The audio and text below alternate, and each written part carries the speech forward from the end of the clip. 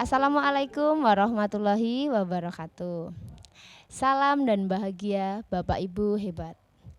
Di sini saya Ayu Agustina selaku pembawa acara mengenai podcast peringatan Hari Ibu di Indonesia.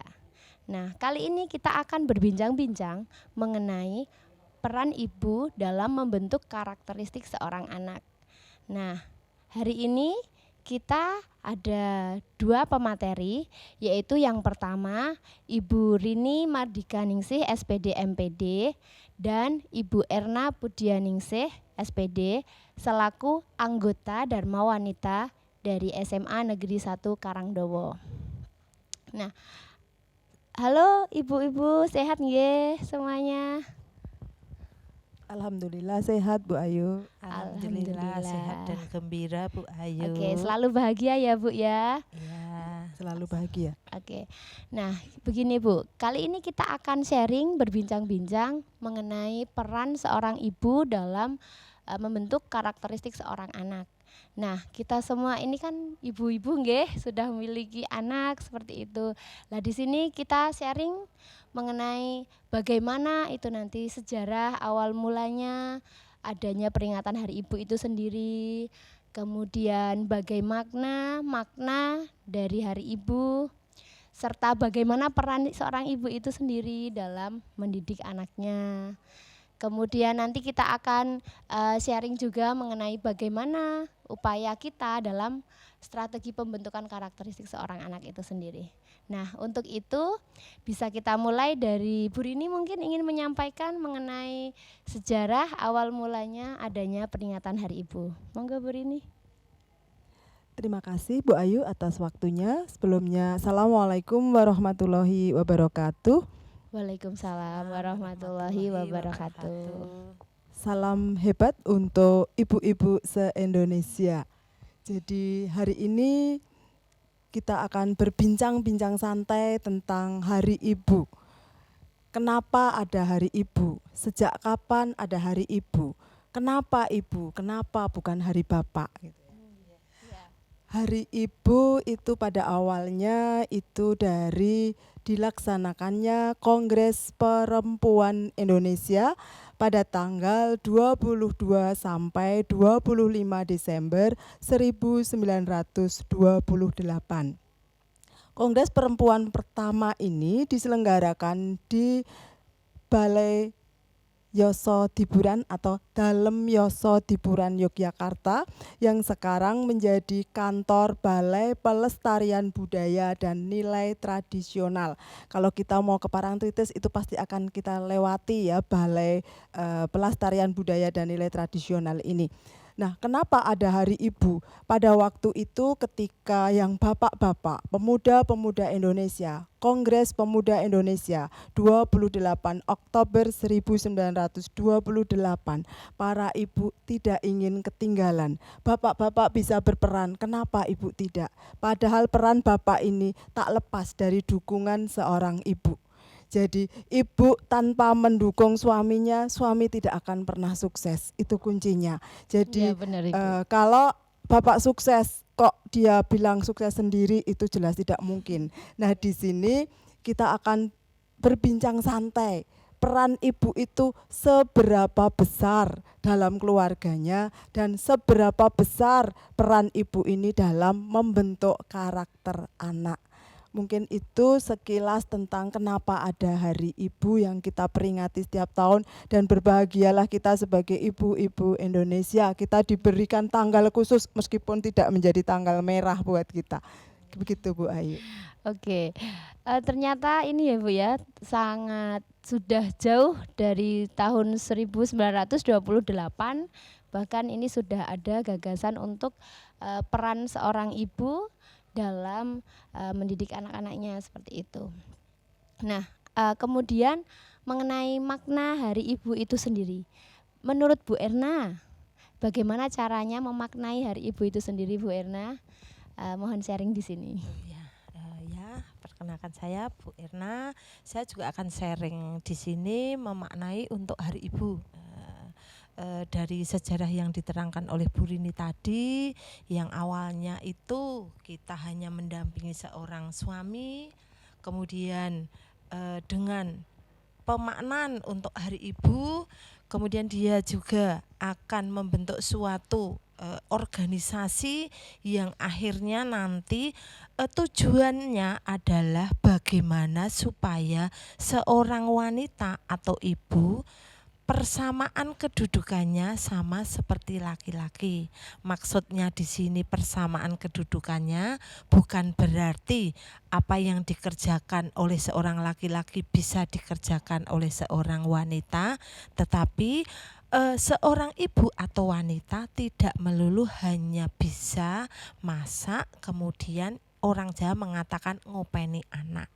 Walaupun nanti di dalam suatu keluarga, peran ibu itulah yang terpenting dalam pembentukan karakter, yang tujuannya adalah untuk memaknai Hari Ibu adalah persamaan gender. Begitu Bu Ayu. Oke, iya. Setuju sekali ya dengan Bu Erna bahwasanya adanya Hari Ibu ini merupakan salah satu upaya untuk perwujudan emansipasi perempuan dan kesetaraan gender. Mungkin dari Bu Rini ada persepsi lain mengenai makna dari Hari Ibu itu sendiri, monggo Bu Rini. Kalau secara garis besar sama, bahwa mengingatkan para ibu-ibu Indonesia bagaimana peran seorang ibu ini dalam keluarganya. Kalau orang bilang dulu bahwa perempuan itu kerjanya hanya di sekitar dapur, sumur, dan kasur. Nah, itu bagaimana kita maknai itu? Kita harus juga nomor satu di dapur, nomor satu di sumur, nomor satu di kasur. Tetapi kita juga harus bisa nomor satu dalam mendidik anak kita. Karena di tangan-tangan ibulah karakter anak ini terbentuk. Di tangan ibulah bagaimana nanti profil seorang anak ini akan terbentuk. Kalau orang bilang anak kok nakal, delok ibune piye. Nah, seperti itu biasanya ya. Dan juga terkadang meskipun secara tidak tertulis itu terkadang dalam keluarga itu kalau ada anaknya yang nakal pasti yang disalahkan ibunya. Padahal harus ada kerjasama yang baik antara bapak dan ibu untuk membentuk karakter anak ini. Bagaimana seorang ibu ini membimbing, mengarahkan.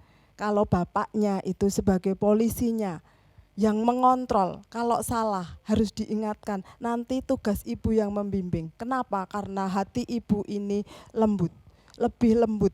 Kalau bapaknya kalau bilang A harus A, kalau ibu mau ke A itu jalannya tidak harus nah seperti itu. Jadi seperti itu Bu Ayu. Ya, Jadi Bu, ya. harus ada bimbingan dari ibu, tapi harus juga ada kontrol dari bapak. Itu yang dimaksudkan bagaimana kolaborasi antara bapak dan ibu untuk membentuk karakter seorang anak ini. Iya, seperti itu Bu Ayu. Menarik sekali ya Bu ya. Ya bahwasanya seorang ibu itu tidak hanya berperan di ranah domestik saja, dalam lingkup rumah tangga saja, tetapi juga berperan turut andil dalam proses pembentukan karakteristik seorang anak itu sendiri. Nah, kemudian Bu, dengan peran ibu seperti itu ya, yang dikatakan Bu Rini tadi, bahwasanya ibu itu menjadi tolak ukur bagaimana perilaku seorang anak, karakter anak terbentuk. Kemudian dalam proses pembentukan karakter seorang anak ini, kira-kira kapan Bu? Kapan ini bisa dilakukan? Kemudian kapan timing yang pas untuk seorang anak itu, supaya karakteristik anak saya itu jadi anak yang sopan. Nah, seperti itu. Kira-kira kapan ini timingnya Bu? Monggo Bu Rini bisa dimulai. Kalau ditanya sejak kapan kita mendidik anak, itu jawabnya sejak dini, artinya sejak masih ada dalam kandungan. Kalau ada Jawa, ada prosesi 3 bulanan, ada 7 bulanan, itu tujuannya tidak lain mendoakan agar si anak ini menjadi anak yang baik, anak yang sesuai dengan harapan orang tua. Kalau secara pribadi sebagai seorang ibu, ketika kita dinyatakan hamil, alhamdulillah kita sudah merasakan sebagai seorang ibu meskipun itu masih di awal. Dan tentunya kita ada aturan-aturan atau ada petuah atau nasihat dari orang tua, tidak boleh ini, tidak boleh itu tujuannya adalah agar si anak yang ada di dalam kandungan ini sudah mulai meniru tingkah laku yang baik dari ibunya.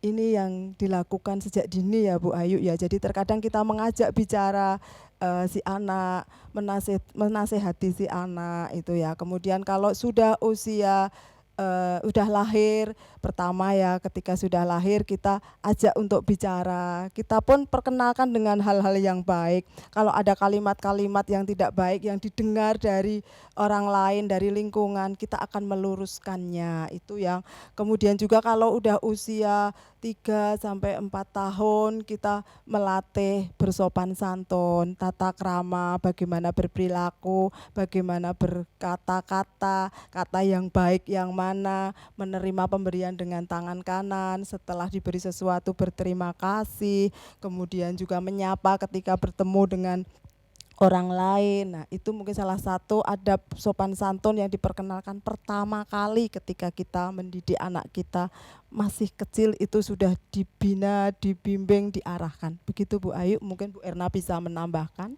Ya, monggo Bu Erna bisa Iya, ditambahkan bagaimana dan sejak kapan nggih sebenarnya pembentukan karakteristik seorang anak itu. Iya. Monggo Bu Erna. Oh iya, terima kasih Mbak Ayu.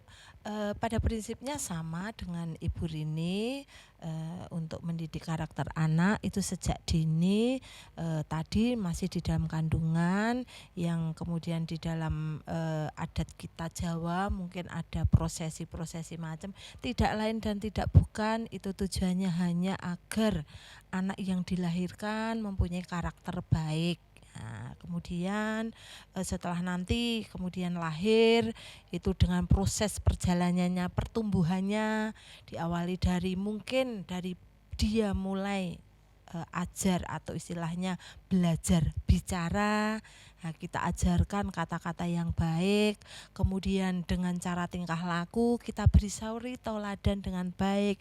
Contoh yang sederhana, misalnya kalau ibunya itu beribadah, kemudian dia tetap diajak walaupun di situ itu istilah orang Jawa ngerusoi, mengganggu, nanti dengan lama-kelamaan dengan berproses dia akan bisa meniru hal yang baik yang dilakukan oleh orang tuanya, terutama ibunya mungkin yang menjadi tauladan, sehingga untuk karakter itu nanti akan terbentuk dengan baik dan terbiasa dengan karakter dan tingkah laku yang baik. Begitu tambahan saya Bu Ayu.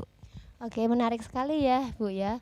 Jadi memang bisa saya simpulkan bahwasanya seorang ibu itu sangat berperan penting sekali dalam proses pembentukan karakteristik seorang anak, bahkan sudah dilakukan sejak dalam kandungan seperti itu ya. Dengan adanya penanaman nilai dan norma, seperti tadi ada norma adat nggih Bu nggih, kemudian tata kelakuan, sopan santun. Nah, saya juga setuju dengan itu ya Bu ya. Kemudian mungkin dari ibu-ibu di sini kita semua sudah memiliki anak nggih. Bisa sharing dengan ibu-ibu bagaimana cara dan strateginya supaya anak-anak kita itu bisa memiliki karakteristik yang sesuai dengan nilai-nilai agama dan tata kelakuan di masyarakat. Monggo Bu Rini bisa memberikan sarannya, sharing ya. Terima kasih Bu Ayu. Kebetulan mungkin di sini kita sudah ibu-ibu semua, jadi sudah merasakan bagaimana mendidik anak dimulai dari dalam kandungan tadi, usia 3-4 tahun, usia remaja. Nah, yang paling sulit itu mungkin di usia remaja. Nah, kita perlu strategi yang tepat untuk mendidik anak kita di saat usia remaja, di saat masih mencari jati diri siapa saya. Jadi strateginya yang pertama, kita tanamkan betul fondasi yang utama itu agama, jelas ajaran agama. Kemudian yang kedua, kita perkenalkan budaya atau adat sopan santun di masyarakat. Kita tekankan harus gini, harus gini, harus gini. Meskipun kita berhati lembut, tapi perempuan itu pada dasarnya berprinsip tegas Bu Ayu. Jadi kita di sisi lain kita bisa lembut, tapi di sisi lain kita harus tegas untuk menegakkan disiplin anak ini. Karena tanpa ketegasan anak ini nanti juga akan jadi leda-lede. Jadi sebaiknya kita dalam memperkenalkan tidak harus kaku, tapi kita luwes saja, namun diajari secara perlahan-lahan. Itu cara kita penerapan untuk di keluarga kita tekankan bagaimana harus berperilaku, berkata-kata, bagaimana adat sopan santun di dalam masyarakat. Itu mungkin sedikit dari saya, mungkin Bu Erna bisa menambahkan. Nggih, monggo Bu Erna bisa ditambahkan ini bagaimana caranya seorang ibu itu bisa berperan penting dalam proses pembentukan karakteristik seorang anak. Monggo Bu Erna. Ya, terima kasih Bu Ayu. Iya, untuk dalam proses pembentukan karakter pada anak, misalnya dari usia anak-anak menuju ke dewasa, remaja dulu, kemudian menjadi dewasa.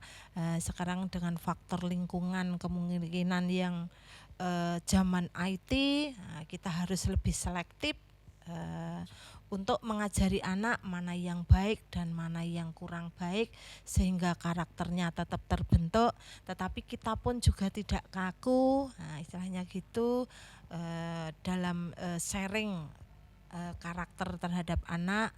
Maka kita terhadap anak itu harus kadang seperti sahabat, teman.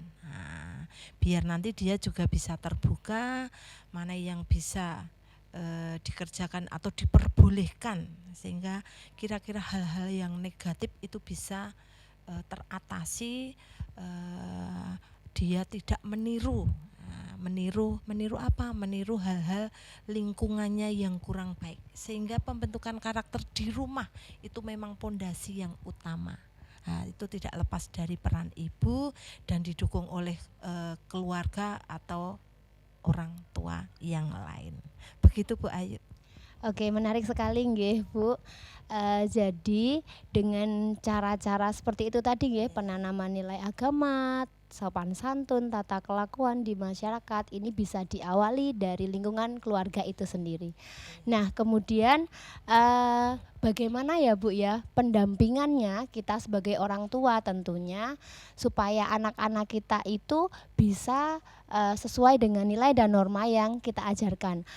Kita tidak menutup kemungkinan nggih bahwa sekarang ini kan perkembangan teknologi sangat pesat sekali di era digitalisasi ini, anak-anak kita bahkan ya bisa mempelajari, memperoleh informasi dari manapun seperti itu, dari lingkungannya. Bahkan ketika di luar rumah kita tidak bisa 100% memantau mereka, kemana mereka pergi, dengan siapa, dan bahkan mereka bisa mempelajari hal-hal baru dan mungkin negatif dari internet. Nah, ini bagaimana sebagai orang tua kita melakukan pendampingan itu dan bagaimana strateginya. Monggo dari Bu Rini bisa dimulai. Terima kasih atas waktunya Bu Ayu. Kalau bicara tentang globalisasi, pesatnya informasi, ini adalah hal yang sangat mengkhawatirkan kita sebagai ibu. Mungkin ibu-ibu Indonesia juga mengalami hal yang sama ketika memiliki atau kita punya anak remaja yang sudah paham dengan iptek, artinya dia terpengaruh oleh HP, kemudian informasi yang dari luar, itu kita harus waspada. Dan cara kita untuk pendampingan, kalau saya pribadi kebetulan anak saya juga sudah remaja, itu kita bisa memantau dari siapa toh teman-temannya. Mungkin dari grup yang ada di HP-nya, dari medsos yang dia ikuti, itu kita bisa tahu siapa saja teman-temannya, bagaimana pembicaraan di lingkungan teman-temannya, apa saja kegiatan yang dilakukannya. Kita tidak harus masuk di situ, tapi kita memantau saja. Kalau seandainya ada hal-hal yang kurang pas, kita tegur dengan pelan, kita ajak berdiskusi, kita beri gambaran-gambaran di masa depan. Seperti anak saya prinsipnya, kamu itu laki-laki, kamu harus sukses dulu, jangan mikir yang lain-lain. Karena apa?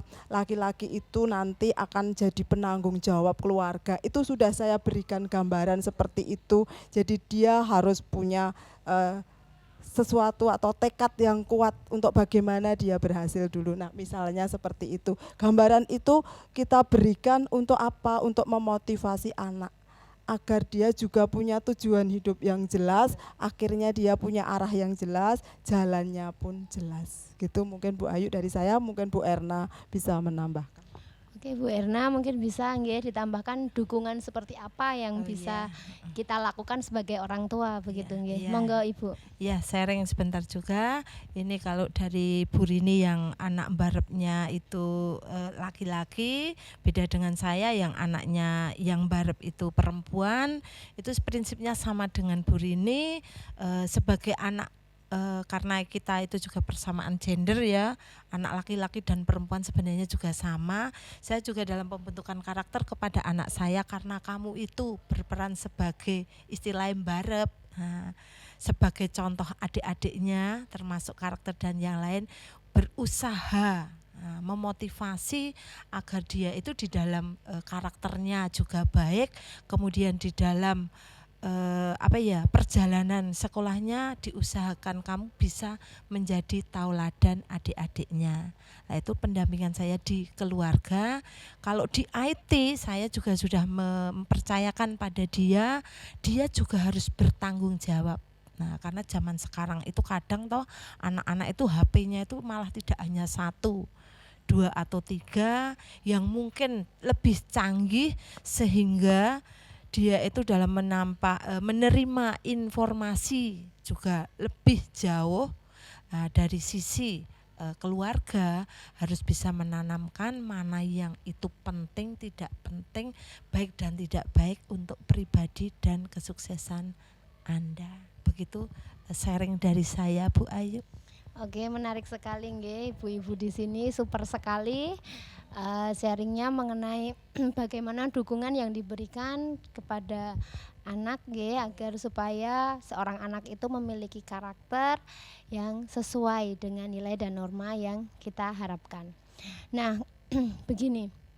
Kemudian bagaimana ya Bu ya strategi yang bisa kita lakukan ketika anak-anak itu mungkin sudah mulai terlihat kok ini sudah tidak sesuai ya, kemudian kok sekarang sering keluar malam ya. Nah, ini selain dengan adanya komunikasi antara ibu dan anak, menurut ibu-ibu bagaimana pola asuh yang sesuai yang bisa kita terapkan supaya mencegah hal-hal yang seperti ini? Monggo dari Bu Rini bisa sharing dulu nggih. Ya, saya jadi ingat ketika anak saya pulang malam ya, saya sudah khawatir luar biasa. Dan saat itu saya sendiri arep goleki Nandi gitu. Di WA tidak dibalas, telepon tidak diangkat gitu ya. Itu sudah luar biasa resah sebagai seorang Ya, ibu, Bu, ya. sudah deg-degan ini anak kemana gitu. Nah, dengan saat siapa? itu yang saya lakukan, saya mengontak temannya. Ya, saya punya nomor HP teman-temannya. Saya kontak ini berada di mana gitu. Kemudian saya berpesan ke temannya, tolong disampaikan bahwa jam sekian harus sudah di rumah. Itu saya berusaha untuk biar teman-temannya yang ngomong, bukan saya gitu. Akhirnya seperti itu. Kemudian juga pernah kegiatan sekolah itu jam 12 malam belum pulang. Saya pun ngontak grupnya. Waktu itu Aksantara ada lomba atau apa itu sampai jam 12 malam. Saya juga gelisah karena apa? Ini naik motor sendiri. Perjalanannya jauh gitu. Nah, sesuatu bisa terjadi di mana saja. Nah, itu saya pun ngontak ke pembinanya ya, ke pembinanya, kemudian ke teman-temannya.